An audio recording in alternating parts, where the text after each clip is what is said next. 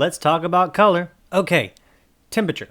Videos that are bluer seem like they're a little bit colder, and those that are orange or red seem a little bit warmer. So if you hear those phrases, cooler, warmer, that's what it means. And then tint, we have a green tint and a purple-red tint. By adjusting these two sliders, you can correct most footage. The goal is to get everything looking correct, thus color correction, and then you can put your own flair on it.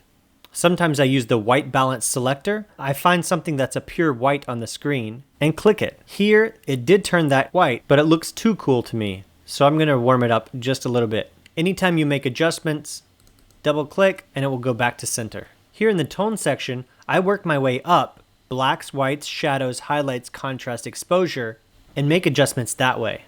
In the creative tab, we have different looks. You can make the picture look like faded film. You can sharpen the edges.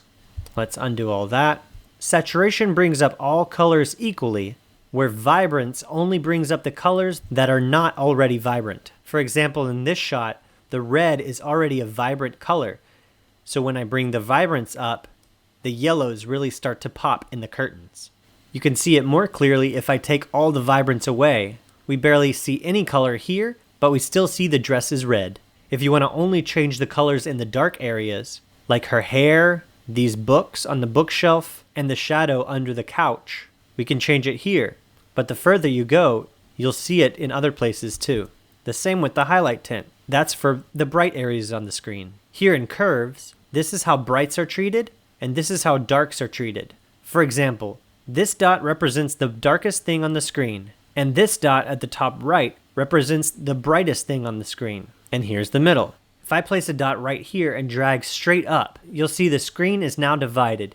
Everything dark is very dark, and everything bright is very bright. That's too extreme, but we can make an S-curve, which is a common practice, to increase the contrast.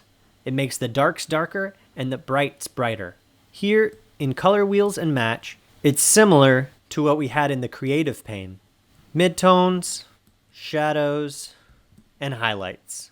You probably would not make any extreme changes here, but just minor adjustments. The HSL secondary pane is to refine your colors a little bit more, and Vignette is to place a dark or bright vignette around your footage. To really get the hang of each slider, I like to drag all the way to the left and all the way to the right to see what will happen in the extreme, so I can make minor adjustments and then toggle the checkbox to see how it changes my footage.